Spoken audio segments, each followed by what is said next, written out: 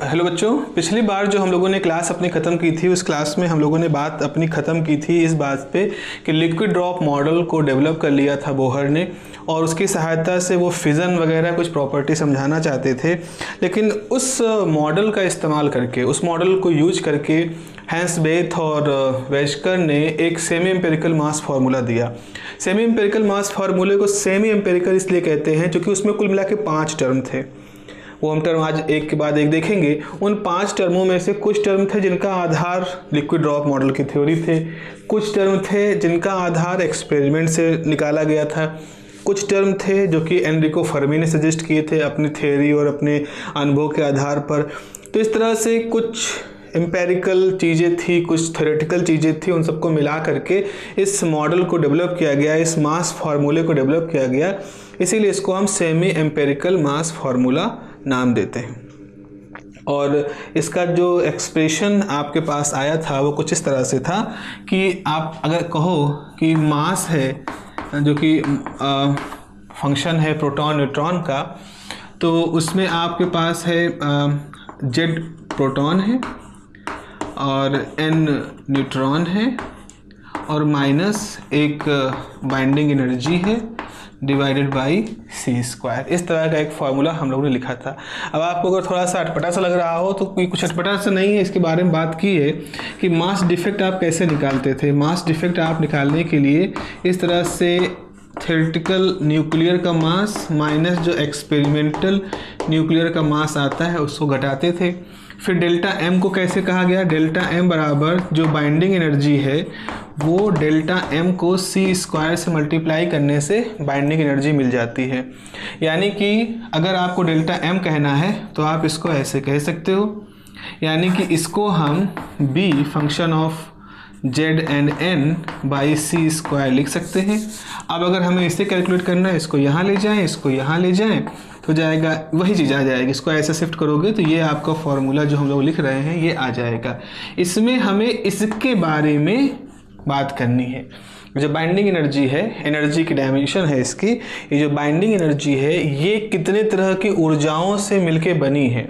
इसमें हम लोग बात करेंगे volume energy, surface energy, coulomb energy, asymmetric energy, pairing energy. ये 5 एनर्जी टर्म हम बाइंडिंग एनर्जी के अंदर रखेंगे और फिर वापस से उसको यहाँ ला करके इस मास फार्मूले को हम कंप्लीट कर देंगे। इसीलिए इसको सेमी एम्पेरिकल मास फार्मूला कहते हैं, ना कि semi empirical formula for the binding energy. ये एक इसका कारण है इसको बाइंडिंग, इसको मास फार्मूला कहने का। चले, सबसे पहले हमें बात करनी है वॉल्यूम एनर्जी की। तो हेडिंग लिखोगे आप वॉल्यूम एनर्जी टर्म। अच्छा, जहाँ तक लिखा था उसके आगे एक कनेक्टिंग लाइन जोड़ दो कि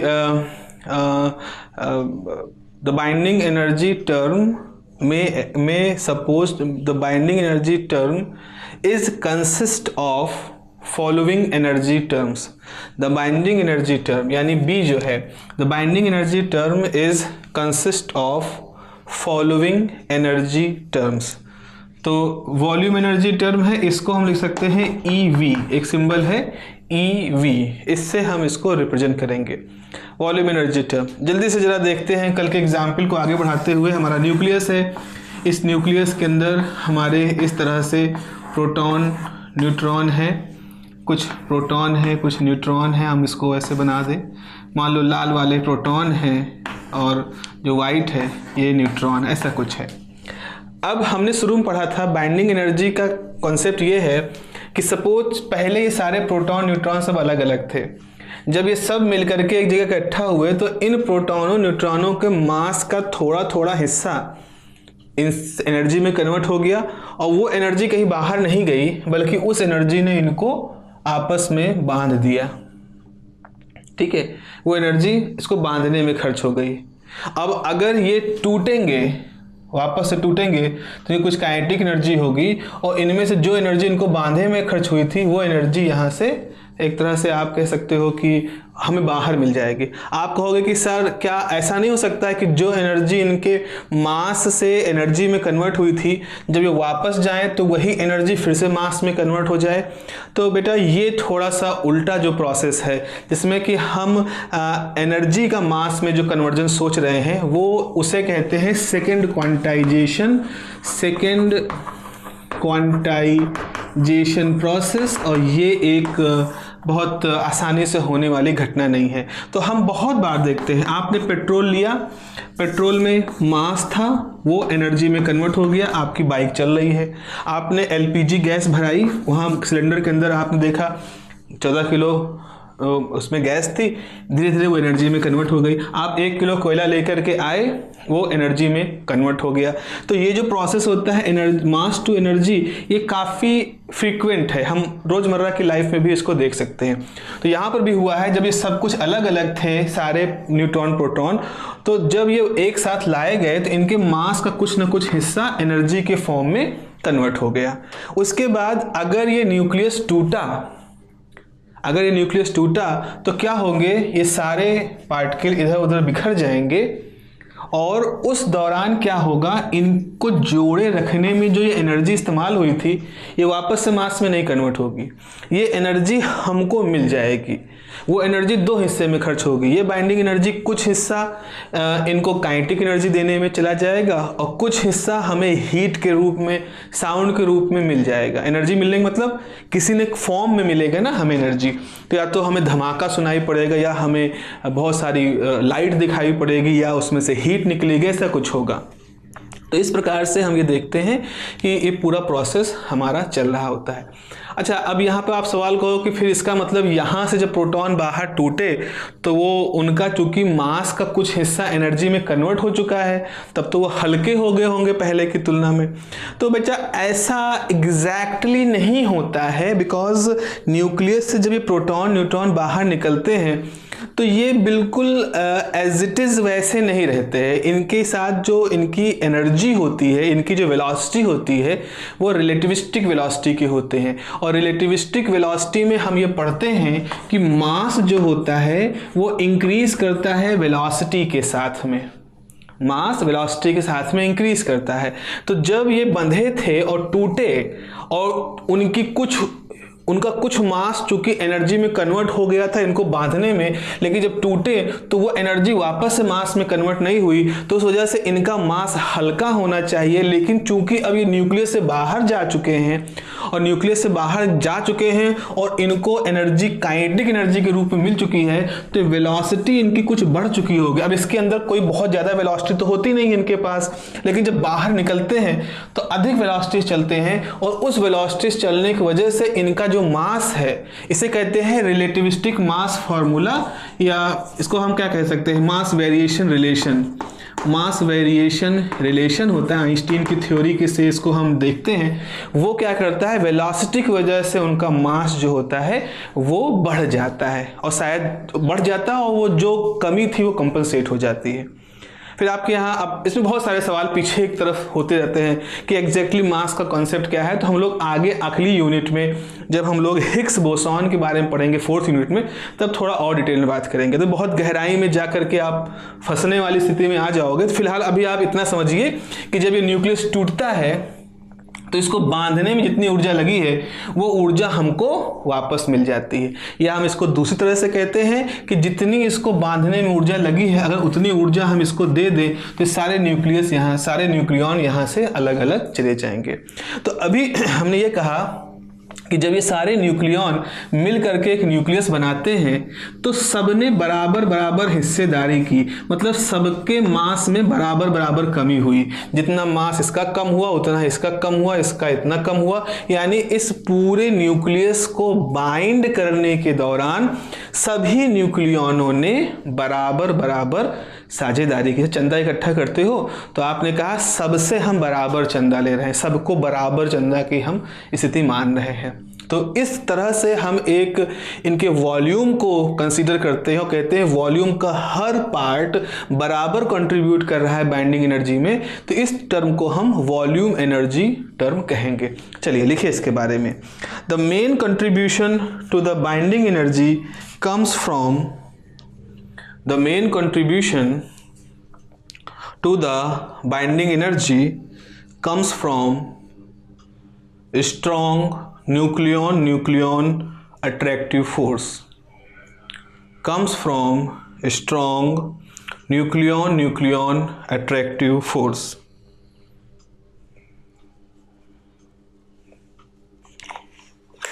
ठीक है, जाहिर सी बात है, ये तो बाइंडिंग एनर्जी की बात होती है। आगे लिखो, the nuclear force is short range, the nuclear force is short range as well as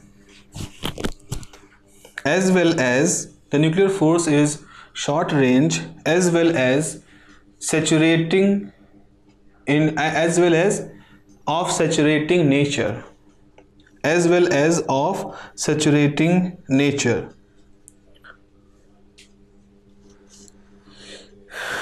Full stop। By considering all these properties,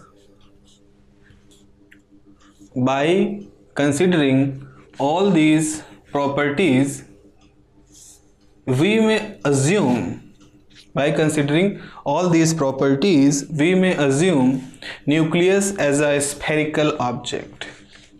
We may assume nucleus as a spherical object। ये अब आप इस पे विवाद हो सकता है, इस पे आप सवाल पूछ सकते हो।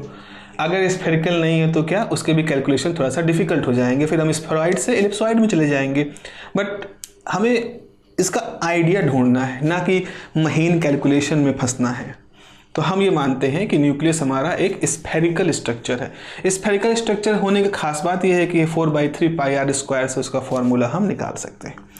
तो ये लिखा है suppose to be of spherical shape. तो अगर हम न्यूक्लियस को एक स्फेरिकल ऑब्जेक्ट मानते हैं, जैसा कि हम अजम्पशन ले रहे हैं, तो इसका वॉल्यूम क्या होगा?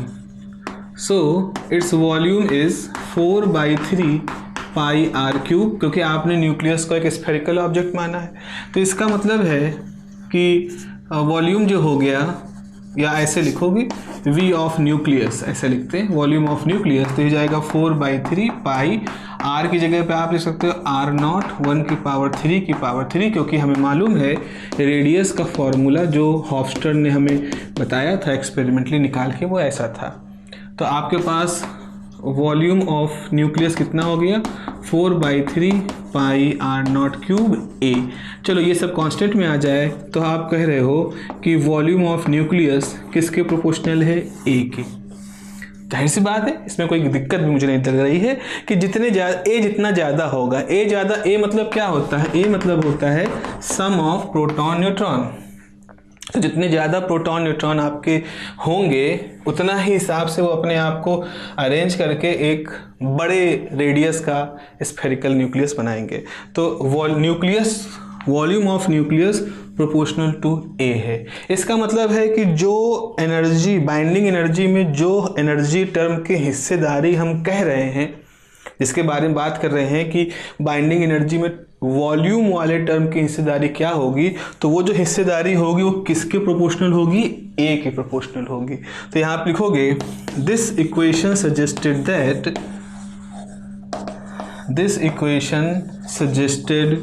That the volume energy term must be proportional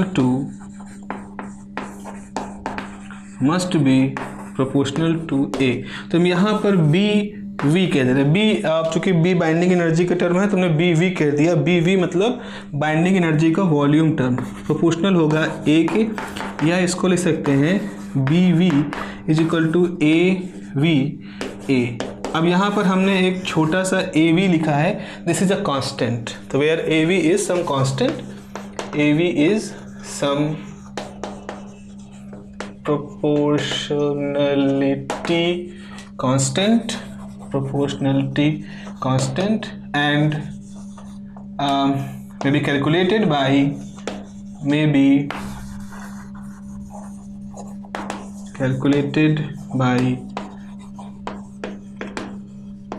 experiments. बाद में हुआ भी, लोगों ने इसको एक्सपेरिमेंटली सारे कोफिशिएंट निकाले थे, 5 कोफिशिएंट आएंगे यहाँ पर। और यहाँ पर इसमें प्लस टर्म है। प्लस टर्म कहने का मतलब है कि ये बाइंडिंग एनर्जी का सबसे महत्वपूर्ण पार्ट है। जो टोटल बाइंडिंग एनर्जी दिखती है, उस बाइंडिंग एनर्जी में सबसे बड़ा पार्ट जो है वो इस वॉल्यूम एनर्जी टर्म का होता है। तो यहाँ पर आपने ये चीज़ लिख दिया। अब आप लिखेंगे अगला टर्म है हमारे पास surface energy term. Surface energy term, इसको सबको साफ कर देते हैं। अगला लिखा जाएगा सरफेस एनर्जी टर्म। ऐसा करना, ये जो इक्वेशन अभी लिखी थी, अभी जो इक्वेशन आखिरी में आपने लिखी है, इस इक्वेशन को इक्वेशन नंबर 1 कह देना। हम यहाँ पे लिखे दे रहे हैं कि जो BV है, AVA, ये इक्वेशन नंबर 1 आप कह दीजिएगा, इसको आप 1 कह दीजिएगा। अब आप अगला लिखेंगे surface energy term. Surface energy term, इसका लॉजिक आप देखो क्या है। इस तरह से हमारे पास प्रोटॉन न्यूट्रॉन है, इस तरह से प्रोटॉन न्यूट्रॉन इस न्यूक्लियस के अंदर अपने आप को सजाए हुए हैं। हम मान ही चुके हैं स्फेरिकल है। जरा आप इनके बारे में सोचो, ये जो सरफेस वाले न्यूक्लियॉन हैं, ये जो हैं ये उतना ज़्यादा मजबूती से न्यूक्लियस में नहीं बाइंड है जितना ये जो अंदर वाले न्यूक्लियॉन हैं, ये इनको हम जो लाल वाले बना रहे हैं ना, ये इनर वाले न्यूक्लियॉन हैं। चाहे प्रोटॉन हो चाहे न्यूट्रॉन हो, कोई भी आप हो सकता है यहाँ पर। तो ये इनर वाले हैं। देखो इसको, देखो इसके चारों तरफ 1 2 3 4 5 लोग घेरे हैं। इसको देखो 1 2 3 4 लोग घेरे हैं, इधर तो कुछ नहीं है। यानी कि जिस तरह से इनका बाइंडिंग का जो लेवल है सरफेस वालों न्यूक्लियॉनों का, वो कम है। वो एक तरह से कह सकते हो, अगर बाहर निकलने की बारी आएगी तो सबसे पहले इनको ही बाहर निकाला जाएगा। इसको ऐसे समझ लो। क्यों? क्योंकि इनको यहाँ से बाहर निकालने के लिए ज़्यादा मशक्क़त करनी पड़ेगी। जो बिल्कुल इनर ऑर्बिट का न्यूक्लियॉन है, इनर पोर्शन का नियूक्लियॉन है, इसको एकदम से बाहर निकालने में ज़्यादा हमें मशक्क़त करनी पड़ेगी as compare to surface nucleon को न्यूक्लियस से बाहर निकालने में। और उसको हम ऐसे भी कह सकते हैं कि इनकी जो बाइंडिंग एनर्जी है वो इनर न्यूक्लियॉनों की तुलना में कम होती है। तो इसका मतलब है कि जो अभी इससे पहले हमने कैलकुलेट कर रखा था कि सारे न्यूक्लियॉन बराबर कंट्रीब्यूशन के साथ कंट्रीब्यूट कर रहे हैं बाइंडिंग में, वो सही नहीं है। इस बराबरी का मामला यहाँ नहीं है। ये जो सरफेस वाला है, जो सरफेस है, इसमें जो दायरे में न्यूक्लियॉन होते हैं वो थोड़ा कमज़ोर तरीके से बंधे होते हैं, यानी उनका बाइंडिंग एनर्जी में कंट्रीब्यूशन कम होता है। और जो अंदर की तरफ ये न्यूक्लियॉन है, जो इनर सेल के हैं, इनका रोल जितना आपने कैलकुलेट किया उतना होता है। तो इसका मतलब है आपने कुछ ज़्यादा एस्टिमेट कर लिया। आपने जब ये कहा कि सबका बराबर कंट्रीब्यूशन है तो आपने कुछ ज़्यादा कह दिया। तो अब आप क्या करो, ये जो सरफेस वाले न्यूक्लियॉन हैं, इनके लिए आप एक बाइंडिंग कंट्रीब्यूशन करेक्शन टर्म निकालो और उसको इस इक्वेशन नंबर 1 वाले टर्म से आपको घटा देना है। ये बिल्कुल वैसा है ना, जैसे मैंने कल एग्जाम्पल बताया था, जैसे 1500 रुपये का आपने कुल एस्टिमेशन किया और फिर जब सरफेस वाले जो लोग थे उनका टिकट का पैसा वापस किया तो फिर आपको लगा कि अब तो 1500 से चीज़ें घट के कम हो गए हैं पैसा, वैसा ही कुछ है। लिखें इसके बारे में, the nucleons at the surface of nucleus, the nucleons at the surface of nucleus are not surrounded by other nucleons. The nucleons at the surface of nucleus are not surrounded by other nucleons on all sides. Nucleons on all sides as, जैसे कि as the nucleons deep inside the volume. As the nucleons deep inside the volume. क्या लिख रहे हैं यहाँ पर कि nucleon जो सरफेस पे होते हैं वो उस तरह से नहीं घिरे होते हैं दूसरे न्यूक्लियॉनों से जिस तरह से डीप वॉल्यूम के बीच के हिस्से के न्यूक्लियॉन चारों तरफ से घिरे होते हैं। Full stop. These surface nucleons do not contribute the same amount, these surface nucleons do not contribute the same amount of binding energy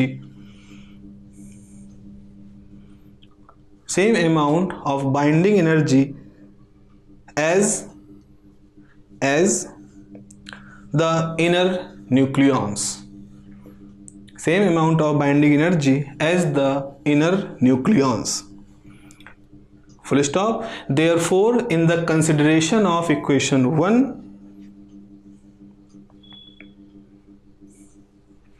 therefore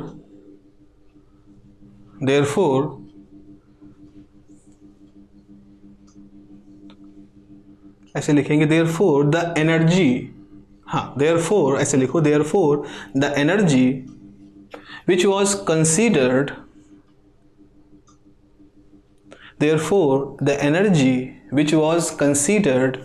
in the derivation of equation 1, therefore the energy which was considered in the derivation of equation 1 is overestimated.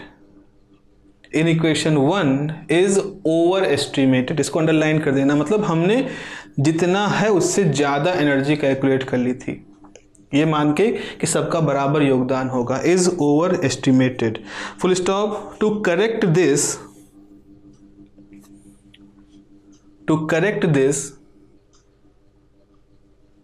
an energy proportional to the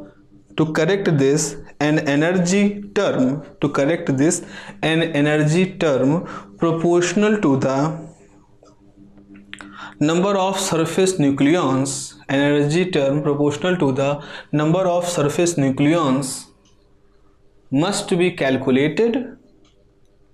Number of surface nucleons must be calculated and subtract from equation 1.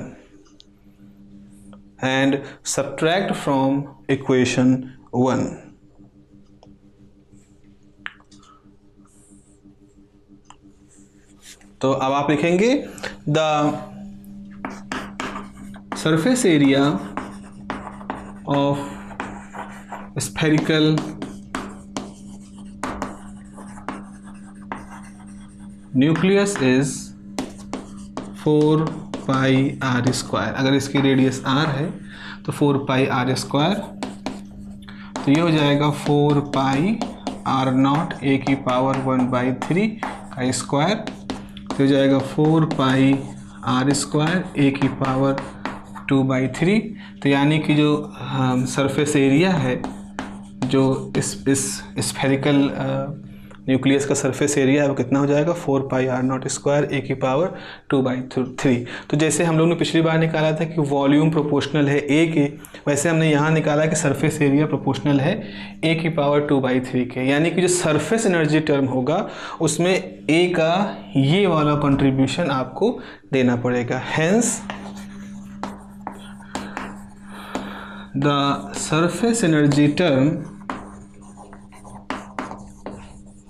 must be proportional to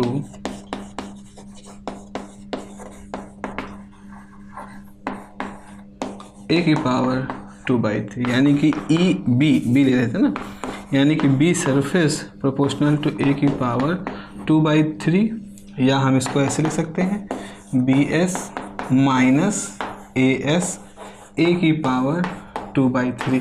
अच्छा, अब आप कहोगे कि sir ये minus term क्यों लगाया?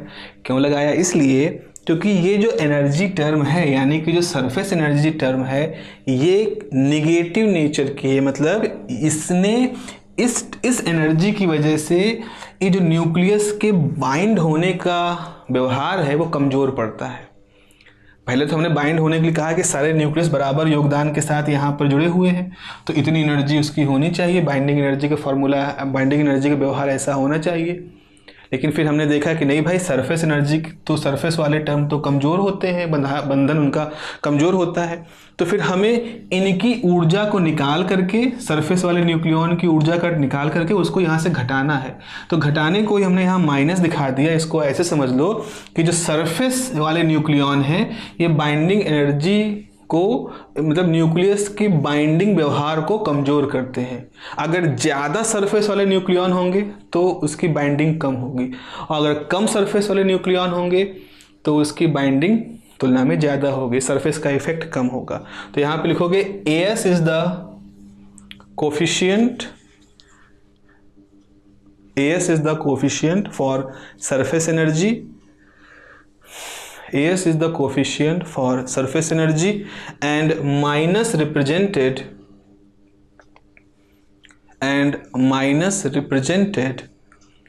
that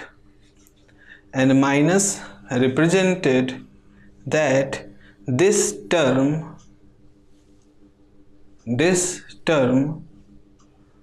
produce an effect of reducing the binding effect of nucleus. This term produces the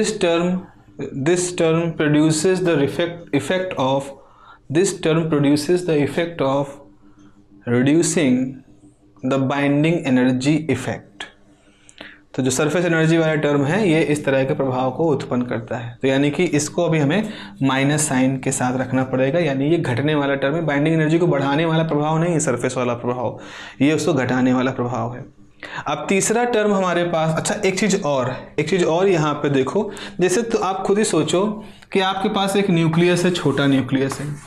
अब छोटा जो न्यूक्लियस है उसके अंदर देखो क्या है, मोस्ट ऑफ दी जो न्यूक्लियॉन्स हैं वो सरफेस पे ही तो हैं, खाली एक न्यूक्लियॉन है जो इसके अंदर है ना। तो जो कि इस छोटे न्यूक्लियस में सरफेस वाले जो न्यूक्लियॉन हैं इनकी संख्या ज़्यादा है। तो पहले आप इन सारे न्यूक्लियॉन की बाइंडिंग एनर्जी निकालोगे वॉल्यूम की वजह से BV, और फिर आप देखोगे कि इसमें जो सरफेस वाले न्यूक्लियॉन है उनकी वजह से आप इसमें से टर्म घटा दोगे BS, और होगा क्या कि इस केस में चूंकि सरफेस के न्यूक्लियॉन ज़्यादा है इसीलिए BS की वैल्यू अच्छी खासी है, उतनी नहीं जितनी इसकी है, लेकिन फिर भी ये माइनस टर्म ऐसा है। तो अगर मान लो ये 100 है तो ये 95 है, तो आपके पास 5 है। तो यानी कि इन्हीं दो टर्म को देखो तो क्या हो रहा है, सरफेस का टर्म बहुत बड़ी मात्रा में इस वॉल्यूम वाले टर्म से घट रहा है। इसीलिए ओवरऑल इन्हीं दो का डिफरेंस बहुत छोटा हो गया। कहाँ 100 था लेकिन दूसरा वाला 95 होकर के उसको एकदम से घटा दे रहा है। इसीलिए आप देखते हो कि जब बाइंडिंग एनर्जी कर्व आप बनाते हो इस तरह से, तो बाइंडिंग एनर्जी कर्व में जो हल्के न्यूक्लियाई होते हैं जिनका A कम होता है, यही तो है A कम वाले, तो जिनका A कम होता है वो बाइंडिंग एनर्जी कर्व में नीचे की तरफ क्यों होते हैं, उनकी वैल्यू यहाँ क्यों होती है, क्योंकि उनके केस में A कम है। एक तो पहली बात A कम है, A कम होने के A की पावर 2/3 उस हिसाब से और कम हो जाता है। और इसको फिजिकली समझो, क्योंकि छोटा A होने की वजह से सरफेस वाले न्यूक्लियॉन ज़्यादा यहाँ पर होते हैं, और इस वजह से ये जो BS वाला टर्म है ये इनकी प्रतिशत मात्रा ज़्यादा होने की वजह से एक बड़ा फैक्टर होता है और BV से घट करके एक छोटी बाइंडिंग एनर्जी के टर्म को निकालता है। तो यहाँ से हम ये कह सकते हैं। अच्छा दूसरी तरफ क्या होगा, आपने एक बड़ा न्यूक्लियस ले लिया। अब बड़ा न्यूक्लियस लिया तो आप देख रहे हो ये सरफेस के न्यूक्लियॉन है, ठीक है, ये सरफेस के न्यूक्लियॉन है जो इसकी सतह पर है। लेकिन ऐसी स्थिति में अंदर भी न्यूक्लियॉन बहुत ज़्यादा है। देखो यहाँ पे ना, ये जो वॉल्यूम आप बड़ा बनाए हो ये बड़े हैं, इसमें प्रोटॉन न्यूट्रॉन सब हैं। तो अब आप जरा यहाँ देखो तो यहाँ वॉल्यूम वाले कंट्रीब्यूशन में तो इनका रोल ज़्यादा है, जो इनर वाले हैं। सरफेस वाले न्यूक्लियॉन अब बड़े न्यूक्लियस में तुलना में कम हो गए हैं। तो हम ये कहेंगे कि जैसे न्यूक्लियस बड़ा होता है तो जो सरफेस इफेक्ट होता है वो रिड्यूस हो जाता है। तो अब यहाँ पर क्या होगा, बड़े न्यूक्लियॉन केस में चूंकि बड़ा न्यूक्लियस है तो हो सकता है वॉल्यूम एनर्जी टर्म हो 1000, लेकिन इस बड़े वाले के केस में सरफेस बड़ी है लेकिन अंदर की जगह भी बढ़ने की वजह से ये टर्म थोड़ा कुछ ज़्यादा ही बड़ा है। तो आपके पास ये जो है ये मान लो 200 है, तो देख रहे हो इसकी तुलना में 95 200 बड़ा है, लेकिन वॉल्यूम बड़ा होने की वजह से BV बहुत बड़ा हो गया है।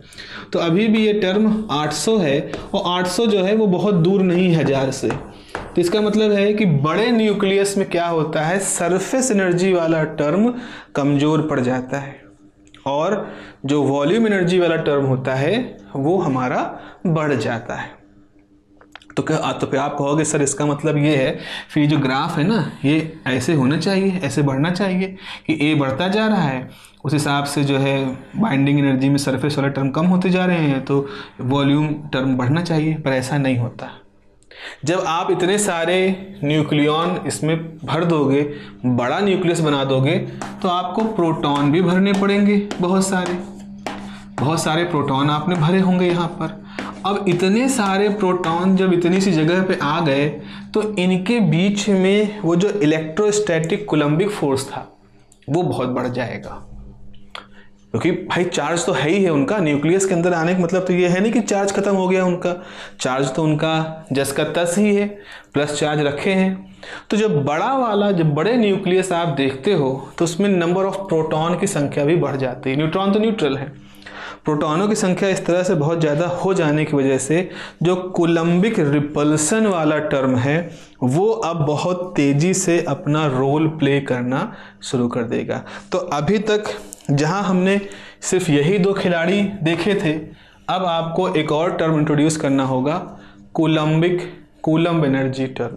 तो तीसरा आपको लिखना है, तीसरा आपका टर्म होगा कूलम्ब एनर्जी टर्म, और इसको हम लिखेंगे EC। तो कूलम्ब एनर्जी टर्म जो है वो मुख्य रूप से किसकी वजह से आता है, क्योंकि आप बहुत सारे प्रोटॉन इकट्ठा कर रहे हो और एक गोला बना रहे हो, उसकी वजह से आता है। बच्चों ये एक चीज़ है जो इलेक्ट्रोस्टैटिक के कॉन्सेप्ट से आई है। इलेक्ट्रोस्टैटिक में एक आता है, मेरे ख्याल से 12th में भी डेरिवेशन है उसका, कि अगर आप एक ही जैसे चार्जों का एक गोला बनाओ, आप अगर पॉजिटिव चार्जों का एक लड्डू बनाओ, जैसे बूंदी के लड्डू देखे हैं आपने, तो समझ लो सारे जो बूंदी के लड्डू में जो बूंदी हैं वो सब प्रोटॉन हैं। तो आपने जब एक बूंदी का लड्डू बनाया, मतलब प्रोटॉनों का लड्डू बनाया, तो आपको बहुत मेहनत करनी पड़ी होगी, क्योंकि आपको बहुत सारे प्रोटॉन एक साथ इकट्ठा करके वो लड्डू बनाना था। ये न्यूक्लियस नहीं बना रहे, न्यूक्लियस में प्रोटॉन न्यूट्रॉन दोनों होते हैं। हम कह रहे हैं सिर्फ प्रोटॉनों का लड्डू बनाओ तो क्या होगा, प्रोटॉनों का स्फीयर बनाओ तो क्या होगा। तो इस चीज़ अब कितना संभव है वो तो दूसरी बात है, लेकिन ये एक मैथमेटिकल एक्सरसाइज है। तो वो जो मैथमेटिकल एक्सरसाइज है वो कहती है कि अगर आप इस तरह की कोई सिचुएशन में जाना चाहते हो जहां आप एक स्फीयर बनाते हो एक ही जैसे चार्ज का, तो आपने कितना बड़ा स्फीयर बनाया, उसमें टोटल चार्ज कितना है वो मालूम चल जाए, उसका रेडियस कितना है उस लड्डू का, प्रोटॉन के लड्डू का, वो मालूम चल जाए, 1/4 पाई एप्सिलॉन मालूम चल जाए, तो है ही है, 3/5 से मल्टीप्लाई कर दो, ये डेरिवेशन से आता है। और आपको एक और काम करना होगा, इस चार्ज का स्क्वायर करना होगा, तो ये आपकी एक एनर्जी आ जाएगी। ये वो एनर्जी है जो ऊर्जा आपने खर्च की उस लड्डू को, उस प्रोटॉन के या पॉजिटिव चार्ज के स्फीयर को बनाने में। समझ रहे हैं इलेक्ट्रोस्टैटिक की प्रॉब्लम क्या है। अगर आपको r रेडियस का q चार्जों को लेकर के एक स्फेरिकल ठोस गोला बनाना है, सॉलिड स्फीयर बनाना है, तो कितनी एनर्जी आपको वहाँ खर्च करनी पड़ेगी। ये होती है उस एनर्जी का फॉर्मूला। अब हम क्या कर रहे हैं, हम एक न्यूक्लियस बना रहे हैं। अब इस न्यूक्लियस में आप समझ लो ये जो मैं थोड़ा सॉलिड सा बना रहा हूँ, ठोस जो कर रहा हूँ, ये समझ लो प्रोटॉन है, ये प्रोटॉन है, ये हमारे प्रोटॉन है, और बाकी इनके बीच में कौन है, न्यूट्रॉन है। इस तरह से न्यूट्रॉन भरे हैं, तो ये पूरा न्यूक्लियस ठोस है, लेकिन खाली प्रोटॉन देखोगे तो प्रोटॉन यहाँ है। अब हम यहाँ पर एक अप्रॉक्सीमेशन लेते हैं। अगर हम थोड़ी देर के सोच लें कि हमने इस तरह का गोला बनाया जो खाली प्रोटॉनों का है, लेकिन उसकी रेडियस r है, ठीक है, पूरा ठोस नहीं, अंदर ये बीच बीच में जगह हैं जहाँ चार्ज नहीं है, लेकिन इस फॉर्मूले से हम इसको कुछ रिलेट कर सकते हैं। मतलब जैसे आपने जगह जगह प्रोटॉन रखे, बीच बीच में कुछ नहीं है, तो ये तो ऐसा लड्डू बन गया जिस लड्डू के बीच में खाली जगह हैं, लेकिन फिर भी आपने इस तरह से गोल बना दिया। तो अगेन हम एक और अप्रॉक्सीमेशन लेने जा रहे हैं, हम बहुत ही बिल्कुल एक्यूरेसी के साथ बात नहीं कर रहे हैं। इसलिए मैंने बताया था लिक्विड ड्रॉप मॉडल में बहुत ही फाइन डिटेल नहीं ली थी बोहर ने, वो रफली सा कुछ ले लिया था, बिकॉज कैलकुलेशन के अंदर फंस जाने से अच्छा है हम उसकी फिजिक्स को देखें। तो उन्होंने कहा कि आप मान लो न्यूक्लियस को एक प्रोटॉनों के चार्ज का एक स्फीयर है, तो उसको बनाने में आपने कुल कितनी ऊर्जा खर्च की होगी, 3/5 दिस। अब इसके अंदर कितने प्रोटॉन है, Z प्रोटॉन है, हर प्रोटॉन के पास चार्ज कितना है, E है, तो टोटल चार्ज कितना हो जाएगा, Q हो जाएगा। तो Q की जगह पे आप रख दो ZE का होल स्क्वायर। अच्छा, यहाँ हम माइनस साइन लगाएंगे, ये जो टर्म होगा, ये जो U होगा, इसी को हम कूलम टर्म आगे जाके कह देंगे। अब सवाल है कि हम इसमें माइनस टर्म क्यों लगा रहे हैं, B कह रहे हैं, क्योंकि प्रोटॉनों की संख्या बढ़ने से उनके बीच में जो एक दूसरे को रिपल करने की क्षमता थी, उनको एक दूसरे से दूर फेंकने की जो पॉसिबिलिटी थी वो बढ़ जाती है। और क्या कह रहा हूं मैं, अगर आपने यहाँ 50 प्रोटॉन इकट्ठा कर लिए और एक न्यूक्लियस था जिसमें 5 प्रोटॉन थे और बाकी न्यूट्रॉन थे, 5 न्यूट्रॉन, तो जब 5 प्रोटॉन है तो उनके बीच का रिपल्सन, सब रिपल तो करेंगे लेकिन संख्या में कम है। लेकिन जब 50 प्रोटॉन है तो वो सब एक दूसरे को रिपल करेंगे, तो यानी कि हर एक प्रोटॉन 49 प्रोटॉनों की वजह से एक रिपल्सन महसूस कर रहा है। तो इसका मतलब है कि जब ज़्यादा प्रोटॉन आप भर दोगे, बड़ा न्यूक्लियस बनाओगे, तो उसमें जो कूलम्ब इफेक्ट है, कूलम्बिक इफेक्ट है, एक दूसरे को ढकेलने वाला इफेक्ट है, ये एकदम से स्ट्रांग हो जाएगा। और इसके स्ट्रांग होने की वजह से न्यूक्लियस को बंधे रहने की जो पॉसिबिलिटी है वो और कमज़ोर हो जाएगी। तो ये भी इफेक्ट न्यूक्लियस को एक तरह से बाइंडिंग एनर्जी को रिड्यूस करता है। तो जो आपने टोटल एनर्जी निकाल ली थी शुरू में, ये सारे न्यूक्लियॉन बड़े आराम से आके बंध गए बराबर कंट्रीब्यूशन दे करके। उसमें एक करेक्शन हुआ कि नहीं, सरफेस वाले कमज़ोर बंधे हैं। फिर दूसरा करेक्शन ये हुआ कि नहीं भाई, जो कूलम्बिक टर्म है प्रोटॉनों की वजह से वो बढ़ जाएगा अगर प्रोटॉनों की संख्या बढ़ेगी, यानी न्यूक्लियस बड़ा होगा। तो लिखो इसके बारे में, इन nucleus positively charge protons positively charged protons are present. Positively charged protons are present that offer, जो प्रस्तुत करते हैं, that offer mutual repulsion between, that offer mutual repulsion,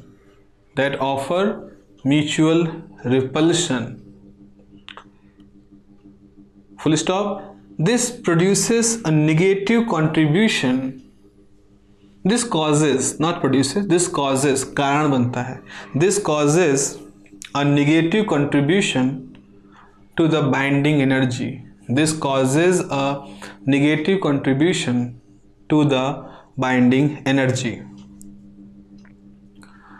Full stop. This part of binding energy, this part of binding energy known as Coulombic energy term, यानी कि BC, Coulombic energy term BC may be calculated by considering the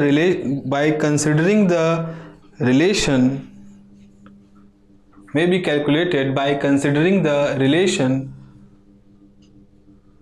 of uniformly charged solid sphere. Uniformly charged solid sphere. That is, U electrostatic energy is 3/5, यही लिख दो, क्या लिख, that is U is 3/5 1/4 pi epsilon ZE square by R square. Hence the electrostatic energy, electrostatic energy, hence the Coulombic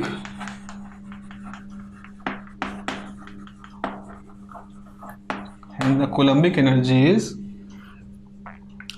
BC is equal to, अब देखो ऐसा करते हैं, यहाँ पर हम 3, 5, 1/4 पाई एप्सिलॉन मास इलेक्ट्रॉन, इन सबको हम क्या कहते हैं, कांस्टेंट मान लें।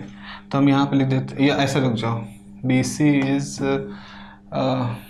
ऐसा देखो, BC प्रोपोर्शनल टू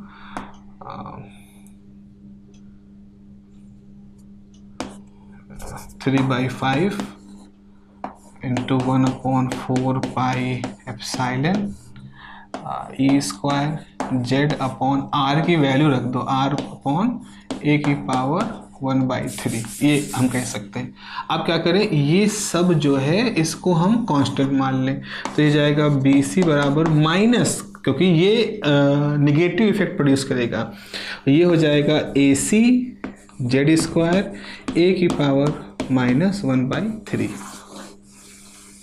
ये देखो यहाँ पर कि जेड आपने रखा हुआ है प्रोटॉन की संख्या है, और बाइंडिंग एनर्जी तो प्रोटॉन और मास नंबर वगैरह का तो इसमें इन्वॉल्व होता है, बाकी जो चार्ज वगैरह है 4 पाई नंबर वगैरह ये सब हमने कांस्टेंट के अंदर डाल दिए, एक तरह से आप समझ सकते हैं इसको। तो यहाँ पे लिखोगे where AC is the constant, where AC is the constant and negative sign shows that,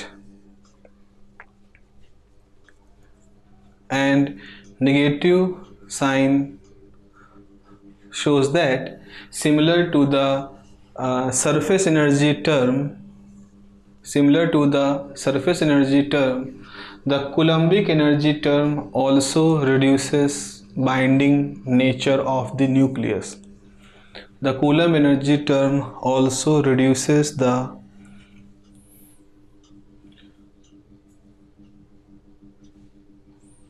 binding effect of nucleus,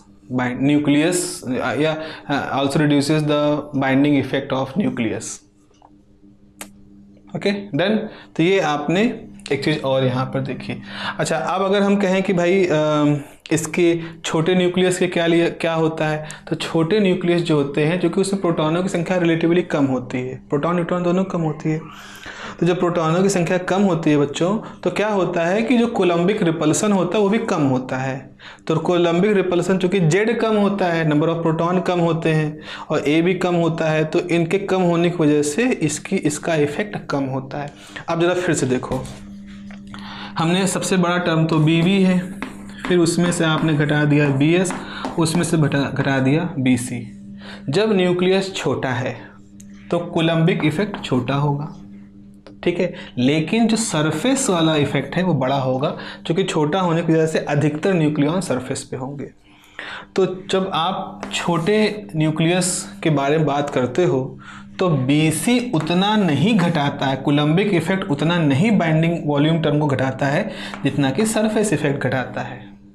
लेकिन जब न्यूक्लियस बहुत बड़ा हो जाता है, बच्चों, तो क्या होता है, उस स्थिति में हमारा ये वाला कोलम्बिक इफेक्ट बढ़ जाता है और सरफेस इफेक्ट कम हो जाता है, और इसके बढ़ने की वजह से जो हैवी न्यूक्लियस होते हैं उनके लिए बाइंडिंग एनर्जी फिर कम हो जाती है। अब मेरे ख्याल से मुझे एक बालक ने मुझसे पूछा था, दिव्यांश ने मुझसे पूछा था कि सर इसको कैसे हम समझ पाएंगे। तो देखो दिव्यांश और भी सभी प्यारों जो लोग के दिमाग में क्वेश्चन आया होगा, हमारा ग्राफ ऐसा है, इस तरह का, तो ये कोई मिड रेंज है, ये हमारी मिड ए की रेंज है। ए जब कम होता है तो भी बाइंडिंग एनर्जी कम होती है, ए जब ज़्यादा होता है तो भी बाइंडिंग एनर्जी कम होना शुरू हो जाती है। क्यों? अब यहाँ से देखो, क्या होता है कि जब A कम होता है तो सरफेस इफेक्ट मजबूत होता है, कूलम्बिक इफेक्ट कमज़ोर होता है। ठीक है, इसकी वजह से, इसके मजबूत होने की वजह से ये एक तरह से आप कह लो कि इसकी वैल्यू कम हो जाती है।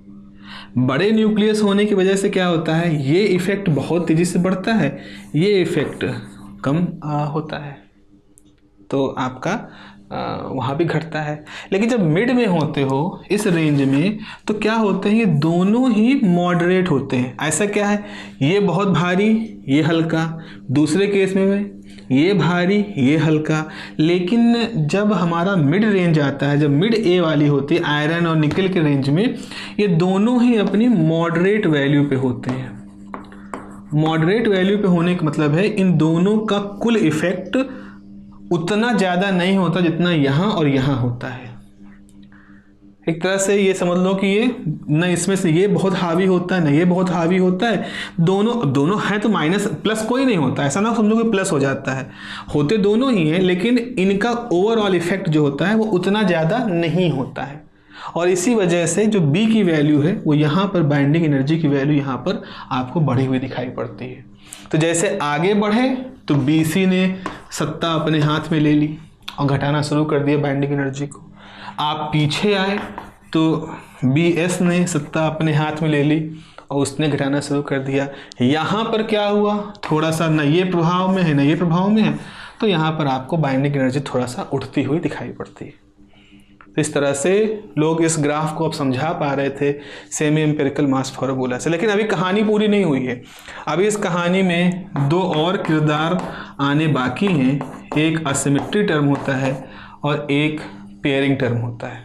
हालांकि इनका रोल बहुत ज़्यादा नहीं होता है, लेकिन वो रेडियो एक्टिविटी और कई सारे केसेस में होता है। तो मेन खिलाड़ी तो ये तीन हैं जिनसे हम अपनी इस कर्व को मोटे मोटे तौर पर समझा सकते हैं। जहाँ बात आती थोड़ा और फाइननेस के साथ, थोड़ा और एक्यूरेसी के साथ, तो आप ये दो टर्म और पढ़ सकते हो।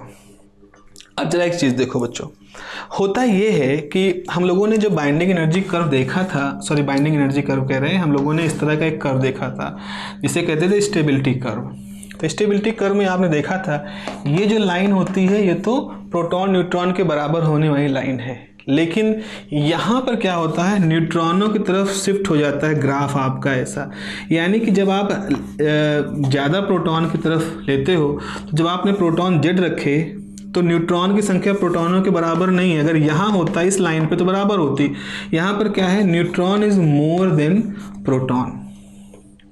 Neutron is more than proton का मतलब है कि अब यहाँ पर सिमेट्री नहीं रह गई, अब यहाँ पर असिमेट्री आ गई, सिमेट्री ब्रेक हो गई। सिमेट्री किसकी थी, प्रोटॉनों की संख्या न्यूट्रॉनों के बराबर होने की सिमेट्री थी, अब वो सिमेट्री खत्म हो गई। तो सिमेट्री कितनी खत्म हुई ये इस पर डिपेंड करेगा कि n-z कितना बड़ा है ना। जैसे कि हो सकता है जब तक आप यहाँ पर थे इस लाइन पे तो n-z तो हमेशा 0 था, जैसे आप यहाँ गए तो इस जगह पर आपके लिए n-z हो सकता है 8 हो, इस जगह पर n-z हो सकता है 12 हो, इस जगह पर n-z हो सकता है 25 हो। इस तरह से हो रहा है। तो असिमेट्री क्या है, बढ़ती जा रही है। जैसे जैसे न्यूक्लियस के अंदर प्रोटॉनों न्यूट्रॉनों की असिमेट्री बढ़ती है, वैसे वैसे न्यूक्लियस के अंदर जो अस्थिरता है वो बढ़ना शुरू हो जाती है। यानी कि ये जो n और z के बीच का डिफरेंस है, ये डिफरेंस भी एक तरह की एनर्जी, एक तरह का इफेक्ट प्रोड्यूस करता है न्यूक्लियस को कमज़ोर करने का। अब आप कहोगे सर ये कैसा इफेक्ट है, सरफेस का समझ में आ गया, कूलम्बिक का भी समझ में आ गया, बट आप ये कैसे कह रहे हो कि न्यूट्रॉन की संख्या ज़्यादा बढ़ने से असिमेट्री हो जाएगी। तो बच्चों इसको समझने के लिए फिर हमें कहाँ जाना पड़ेगा, अब हम फर्मी के पास जाते हैं। फर्मी वो व्यक्ति थे जिन्होंने फर्मी मॉडल डेवलप किया था न्यूक्लियस के लिए, और जब फर्मी मॉडल डेवलप करते हैं तो फर्मी एक स्टैटिस्टिक डेवलप करते हैं जिसको कि फर्मी डिराक स्टैटिस्टिक्स कहते हैं। उस स्टैटिस्टिक्स को बनाने के लिए एक नियम समझ लो, उसको नियम को बनाने के लिए फर्मी पाउली प्रिंसिपल का यूज करते हैं। और पाउली प्रिंसिपल ये कहता है कि अगर आपके पास प्रोटॉन न्यूट्रॉन है तो वो प्रोटॉन न्यूट्रॉन भी हाफ स्पिन पार्टिकल होते हैं इलेक्ट्रॉन की वजह से। तो एक क्वांटम स्टेट में एक ही स्पिन के दो प्रोटॉन न्यूट्रॉन यानी न्यूक्लियॉन नहीं रह सकते।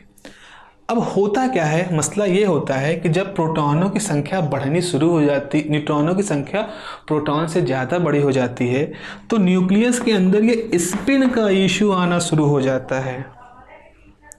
स्पिन का इशू होना शुरू हो जाता है कि पॉसिबिलिटी होना शुरू हो जाती है कि एक ही स्पिन वाले ज़्यादा हो गए हैं वहाँ पर न्यूट्रॉन। अब जब एक ही स्पिन वाले इशू ज़्यादा हो जाते हैं न्यूट्रॉनों की, तो उसकी वजह से हम एक तरह के स्पिन पाउली प्रिंसिपल के हिसाब से एक स्पिन को रिलेट करती हुई एनर्जी वहाँ पर दिखना शुरू हो जाती है। क्योंकि अब से मान लो ये ऊर्जा स्तर है, एक न्यूट्रॉन एक्सेस में जो न्यूट्रॉन है उसमें से एक यहाँ आया, अगला वाला डाउन का नहीं है तो उसको यहाँ बैठाना पड़ेगा, और तीसरा वाला भी डाउन है तो यहाँ आ जाएगा। तो मान लो 3 ज़्यादा है तो 3 में से 2 तो यहाँ फिट हो गए, एक को हमें इस हायर एनर्जी लेवल पर मजबूरी में भेजना पड़ा क्योंकि पाउली प्रिंसिपल का उल्लंघन नहीं हो सकता है। तो इस प्रकार से बच्चों होता ये है कि स्पिन का इशू जो न्यूट्रॉनों का होता है वो जब हायर एनर्जी में चला जाता है कोई न्यूक्लियॉन स्पिन की वजह से, तो ये एनर्जी की मात्रा इतने अमाउंट से बढ़ा देता है। क्योंकि हम चाहें कि इस न्यूट्रॉन को यहाँ रख दें तो नहीं रख सकते। एक क्वांटम स्टेट में 2 ही न्यूक्लियॉन रह सकते हैं, उसमें भी एक प्लस एक माइनस का। तीसरे के लिए गुंजाइश नहीं है, तीसरे को हमें एक नई जगह फिट करना पड़ेगा, और नई जगह फिट करने की वजह से इतनी एनर्जी उसके पास ऐड हो जाएगी। और जब ये एक्स्ट्रा एनर्जी इस न्यूक्लियॉन को मिल जाएगी तो न्यूक्लियस के अंदर कुछ ज़्यादा ही उत्तेजित हो जाएगा। भाई इसको एक्स्ट्रा एनर्जी मिल गई है, तो जो बांधने वाली टेंडेंसी है कि सब मॉडरेट तरीके से रहें, उसमें से कुछ उतावले हो गए न्यूक्लियॉन। अभी जो न्यूक्लियॉन उतावले हो जाते हैं ये क्या करते हैं, ये किसी प्रोटॉन के साथ बाइंड होते हैं, किसी न्यूट्रॉन के साथ बाइंड होते हैं, अल्फा पार्टिकल बना लेते हैं, और वो अल्फा पार्टिकल न्यूक्लियस से भागने की कोशिश करते हैं। वो हम लोग अल्फा डीके में पढ़ेंगे। तो इस तरह से पूरे न्यूक्लियस की जो स्थिरता है वो खतरे में पड़ जाती है। तो इस तरह असिमेट्री टर्म है। तो जहाँ न्यूट्रॉन ऐड होकर के प्रोटॉनों की आपसी रिपल्शन को बैलेंस करते हैं, वहीं न्यूट्रॉनों के ऐड होने की वजह से उनके न्यूक्लियस के अंदर स्पिन के रिलेटेड इश्यूज आने शुरू हो जाते हैं, एनर्जी लेवल्स के बीच में जो डिफरेंस होता है, और वहाँ से असिमेट्रिक टर्म आते हैं। जैसा कि आप देख रहे होंगे, इसमें मैं कई सारे नॉन सो पॉपुलर वर्ड का इस्तेमाल कर रहा हूँ, asymmetric energy, Pauli principle, energy level. तो ये है थोड़ा सा मैथमेटिकली रिगरस टॉपिक है। इसको जितना ज़्यादा बीएससी के लेवल पर क्वालिटेटिवली हम समझा सकते हैं उतना हम इसको समझाने की कोशिश कर रहे हैं। तो बहुत आपके सवाल आते हैं कि ये इसका क्या मतलब है, इसका क्या मतलब है। तो इस सवालों को रखो बच्चों अपने पास, आने वाले समय में जब आप मास्टर्स करोगे तो ये तब के लिए रखो।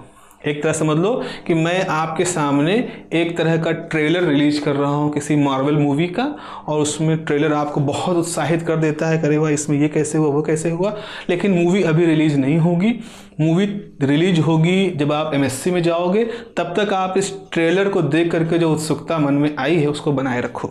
ऐसा ही कुछ हम कह सकते हैं, ठीक है। तो अब हमें अगला टर्म पढ़ना है asymmetric term, asymmetry energy term, asymmetry energy term. इसको हम लिख सकते हैं BASY से, ASY is for the asymmetry. लिखें बच्चों इसके बारे में, the analysis of the stability curve, the analysis of the stability curve of nucleus, the analysis of the stability curve of nucleus suggested that for light nuclei, the number of proton and neutrons are equal. For light nuclei, the number of proton and neutrons are equal. That set up a stable configuration, that set up a stable configuration, that set up a stable configuration. But in case of heavier nuclei, भारी nuclei में, but in case of heavier nuclei, the increase in proton number,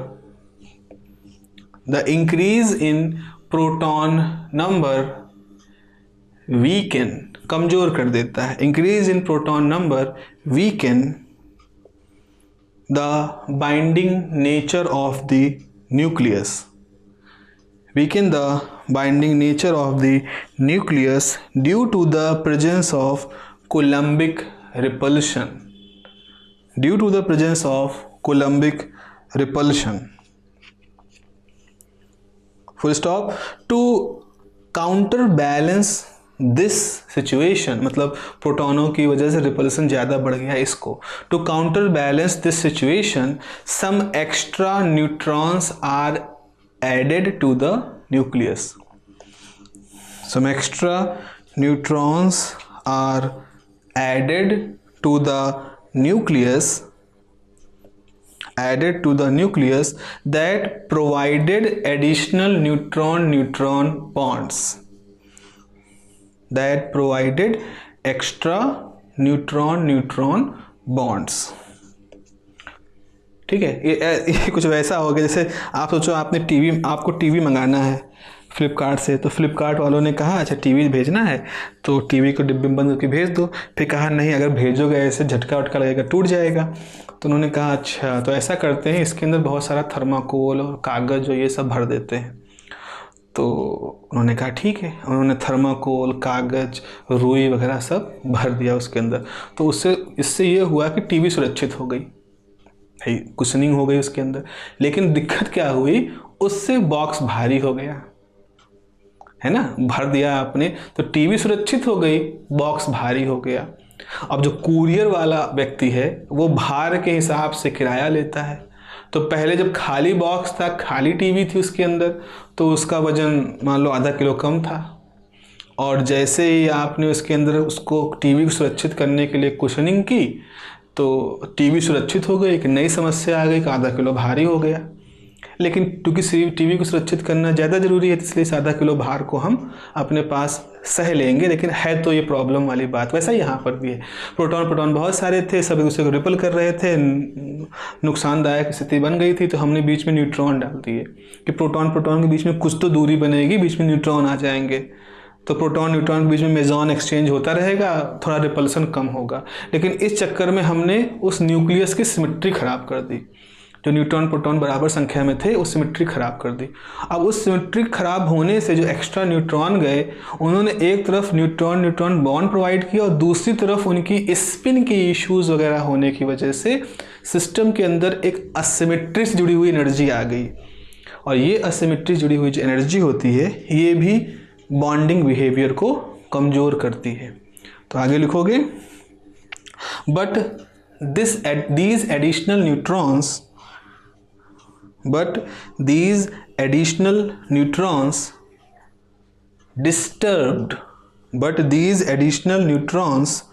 disturbed the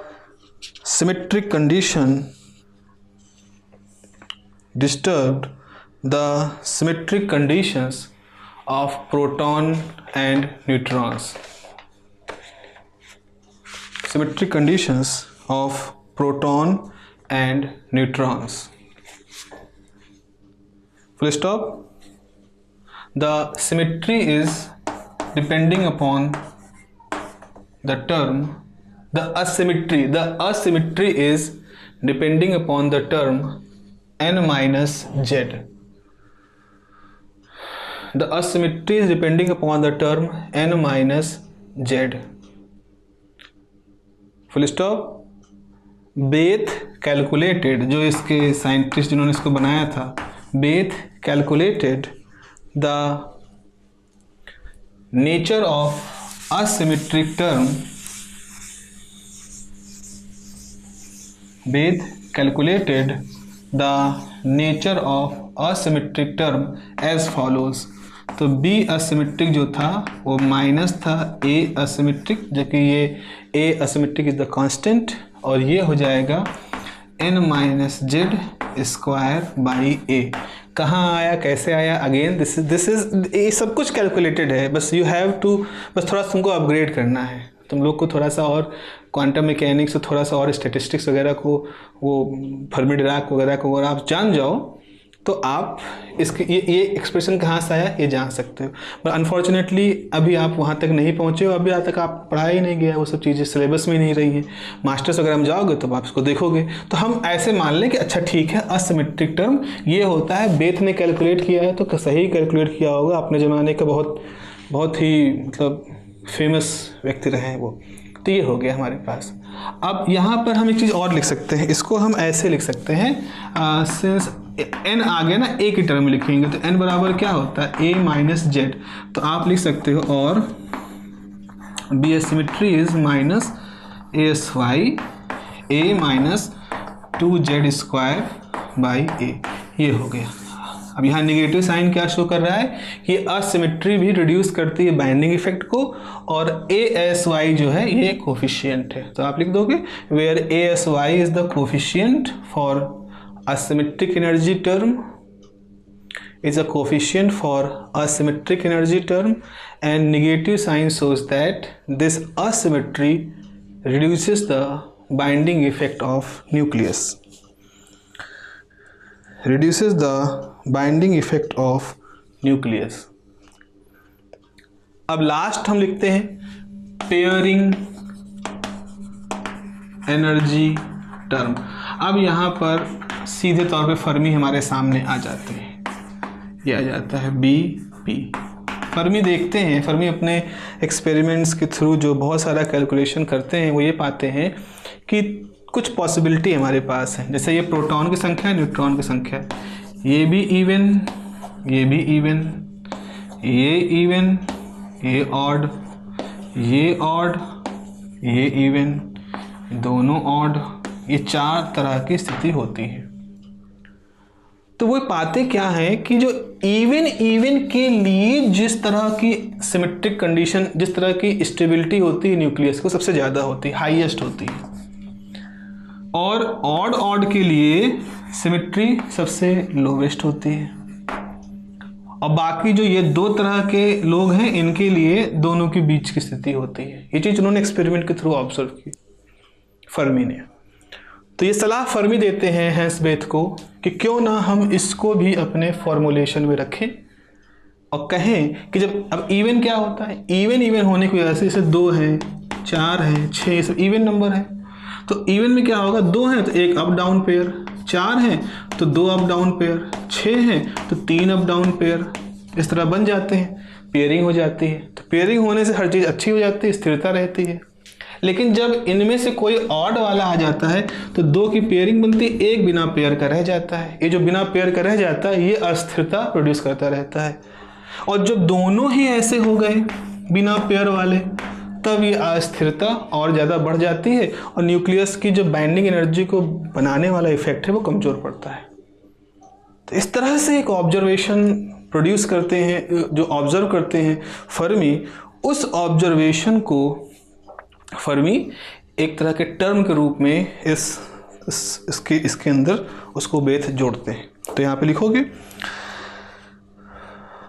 a close study of different nuclei, a close study of different nuclei suggested, a close study of different nuclei suggested following observations. Suggested following observations.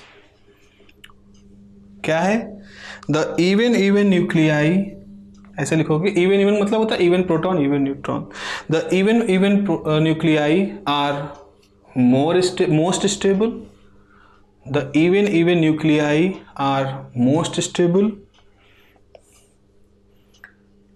and odd nuclei are least stable. odd nuclei are least stable,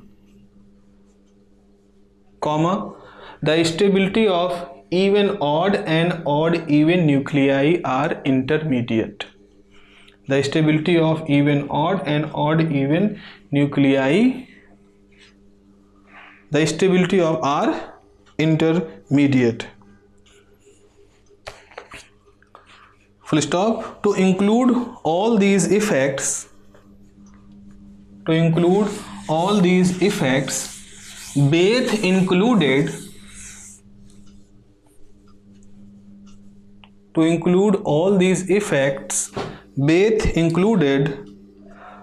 a pairing energy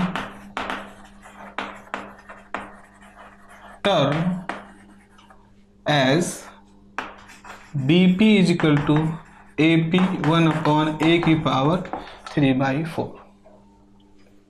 BP is equal to AP 1 upon 3/4. अब यहाँ पर आपको लिखना है where for, ऐसे लिखेंगे where for, ऐसे लिखें even EE, where for even plus AP upon A की पावर 3/4. अगर इवन है तो ये टर्म प्लस होगा, मतलब बाइंडिंग एनर्जी को सपोर्ट करेगा. और इवन ऑड है, ऑड इवन है, तो ये हो जाएगा 0. ये टर्म फिर वहाँ काम नहीं करता, ये टर्म वहाँ काम नहीं करेगा. लेकिन अगर दोनों ऑड हैं तो ये टर्म होगा माइनस AP 1 अपॉन A की पावर 3/4. वेयर, ऐसे लिखोगे वेयर फॉर दिस, ये पूरा लिख लोगे.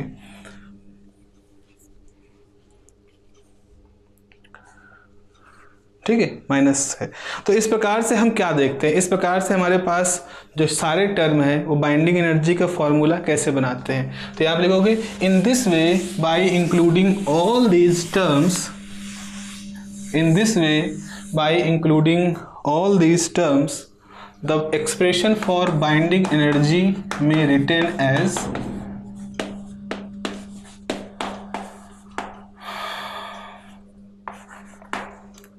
power 2/3 minus AC Z square A की पावर minus 1/3 minus A asymmetry A minus 2Z का whole square by A plus minus जैसा भी हो AP प्लस माइनस